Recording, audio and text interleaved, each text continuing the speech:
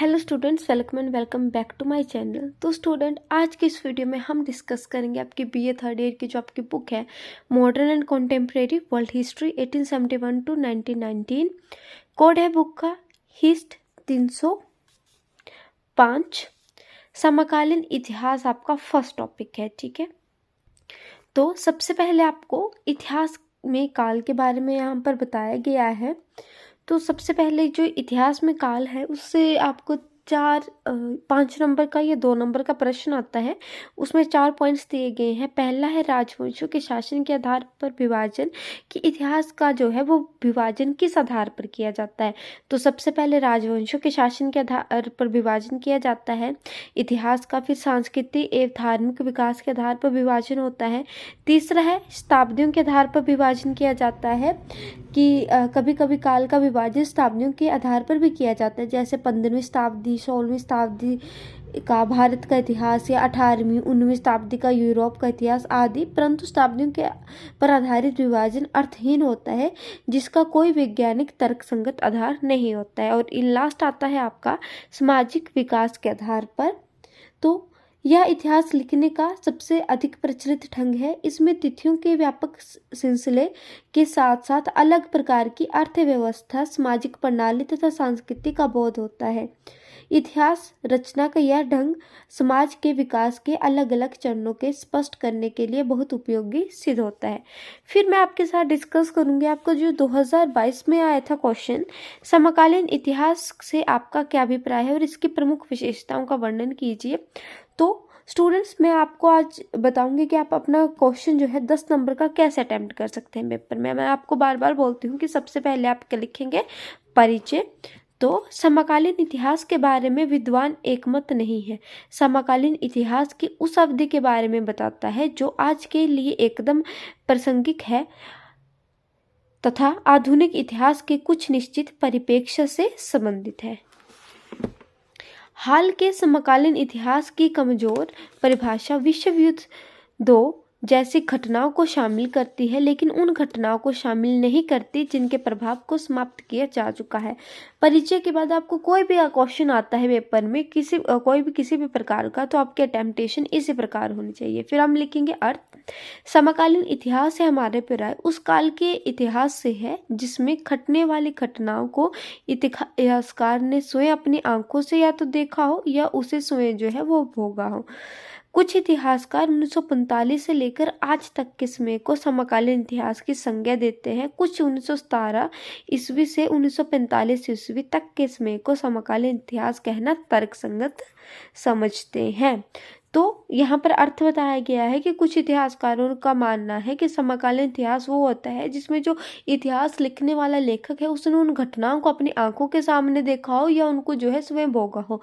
परंतु कुछ इतिहासकार 1945 से लेकर आज तक के काल को समकालीन इतिहास समझते हैं, और कुछ जो है वो 1917 से 1945 ईस्वी तक के समय को समकालीन इतिहास कहना तर्कसंगत समझते हैं। अब आपने अर्थ लिख लिए, उसके बाद आप लिखेंगे परिभाषा। तो प्रसिद्ध इतिहासकार के अनुसार 2 परिभाषा होनी चाहिए। मैंने यहाँ पर एक ही परिभाषा बताई है क्योंकि मैं आपको एक एग्जाम्पल दे रही हूँ, इसलिए मैंने आपको सिर्फ एक परिभाषा लिखी है। वैसे इसकी परिभाषा आपको बुक पर इजिली या नेट पर इजिली प्रोवाइड की गई होगी। तो प्रसिद्ध इतिहासकार के अनुसार रूस में 1917 ईस्वी की महान समाजवादी अक्टूबर क्रांति से समकालीन इतिहास का आरंभ होता है। मानव जीवन की भाग्यरेखा को बदलने के लिए शीर्षक वर्ग को प्रभुत्व को समाप्त कर तथा सामाजिक न्याय की स्थापना कर इस क्रांति ने सामाजिक परिवर्तन की गति को तीव्र किया। तो ये एक परिभाषा है। आप 2 परिभाषा जो है कम से कम लिखेंगे। अब आते हैं आपका जो क्वेश्चन था, इसकी प्रमुख विशेषताओं का वर्णन कीजिए। तो सबसे पहले आप विशेषताएं को ऐसे एक डायग्राम बनाएंगे और उसके बाद जो है वो पॉइंट्स में नीचे से नीचे इसको एक्सप्लेन करेंगे। तो सबसे पहले जो इसकी विशेषता जो है वो दी गई है वो है विश्व का एकीकरण। आपको यहाँ पर दिखाई ये है विश्व का एकीकरण। तो समकालीन इतिहास की मुख्य विशेषता विश्व का एकीकरण है। प्राचीन काल की तुलना में समकालीन युग में यातायात तथा संचार के विकसित साधनों, साम्राज्यवाद के उत्थान तथा वैज्ञानिक आविष्कारों के परिणाम स्वरूप विश्व के सभी देश एक दूसरे के बहुत निकट आ गए। विभिन्न देशों में के आर्थिक विकास की गति में अंतर होने के बावजूद विश्व के देश एक दूसरे के बहुत निकट आ गए। बहुराष्ट्रीय कंपनियों की स्थापना से अंतर्राष्ट्रीय व्यापार को बढ़ावा मिला। मीन्स कि समकालीन इतिहास की सबसे बड़ी विशेषता ये है कि इसके कारण जो है बहुराष्ट्रीय कंपनियों की स्थापना हुई, जिससे अंतर्राष्ट्रीय व्यवहार को बढ़ावा मिला और सभी देश जो है वो एक साथ आ गए। दूसरा पॉइंट आता है साम्राज्यवाद का अंत। तो समकालीन इतिहास की सबसे बड़ी विशेषता यह है कि इससे विभिन्न देशों में साम्राज्यवाद का अंत हुआ और धीरे धीरे अनेक देश से स्वतंत्र हुए। जैसे भारत 1947, श्रीलंका 1948, म्यांमार 1948, सभी में जो है वो साम्राज्यवाद का अंत हुआ। फिर आता है सामाजिक न्याय की स्थापना की जो है साम्राज्यवाद के साथ साथ हमारे समकालीन युग में पूंजीपतियों के चंगुल से कारीगर वर्ग का शोषण भी समाप्त हुआ। समाजवादियों का नारा था दुनिया भर के मजदूरों एक हो जाओ। विशेषकर 1917 ईस्वी की रूस की क्रांति के पश्चात कारीगर वर्ग का संगठन और मजबूत हुआ। फिर आता है जनसाधारण की प्रगति हुई।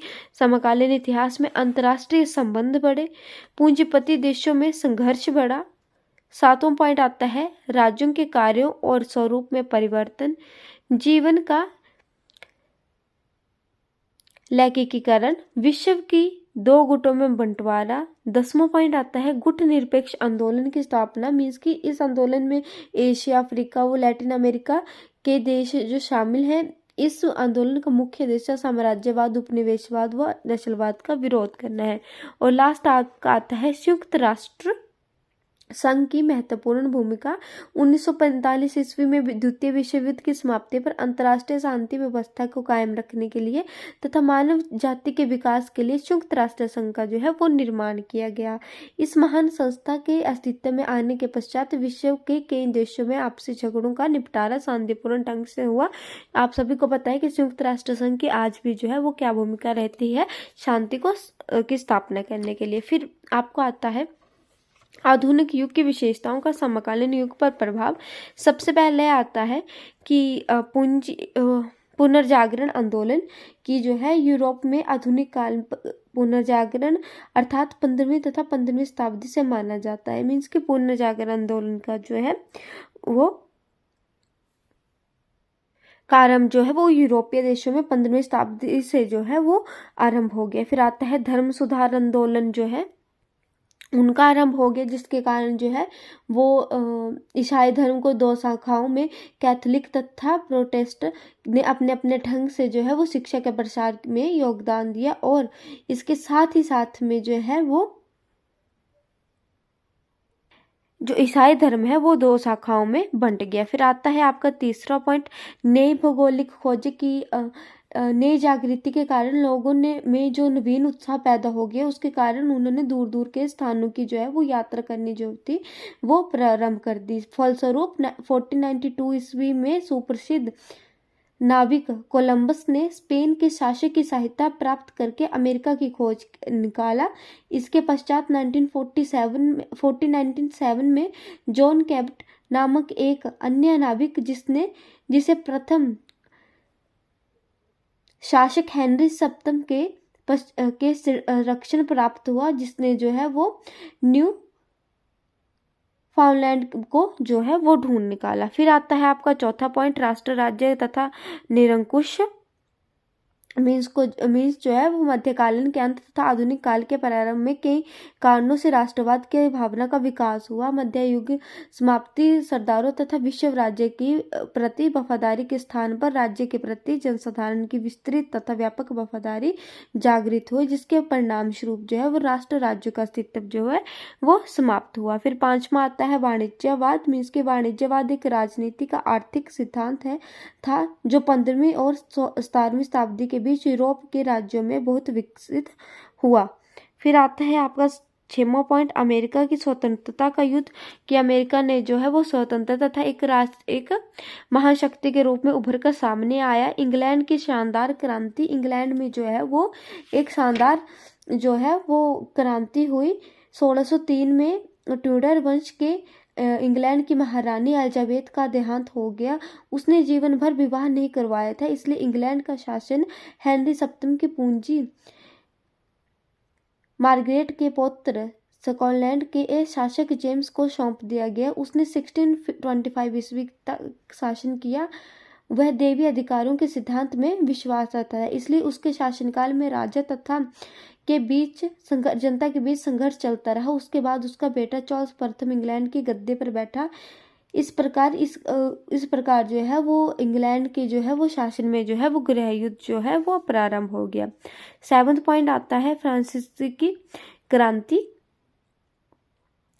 आपका 8th पॉइंट है। 9th पॉइंट है औद्योगिक क्रांति जो आई, मीन्स कि आज से लगभग 200 वर्ष पूर्व मशीनरी नहीं थी, परंतु कार्य मानव शक्ति पर आधारित था, परंतु उसमें के साथ जो है वो औद्योगिक क्रांति जो है वो समकालीन युग में जो है उसका आना आरंभ हो गया। फिर आता है समाजवाद की उत्पत्ति, 10th पॉइंट। 11th पॉइंट है राष्ट्रवाद शासक, 12वां हथियारों की होड़ का बढ़ावा, उसमें के साथ साथ जो है वो औद्योगिकरण हुआ, जिसके कारण प्रत्येक राष्ट्र के पास जो है वो पैसा तथा हथियारों की होड़ शामिल हो गई, क्योंकि प्रत्येक राष्ट्र जो है वो विश्व शक्ति के रूप में उभरना चाहता था। सैनिकवाद का जो है वो प्रारंभ हो गया।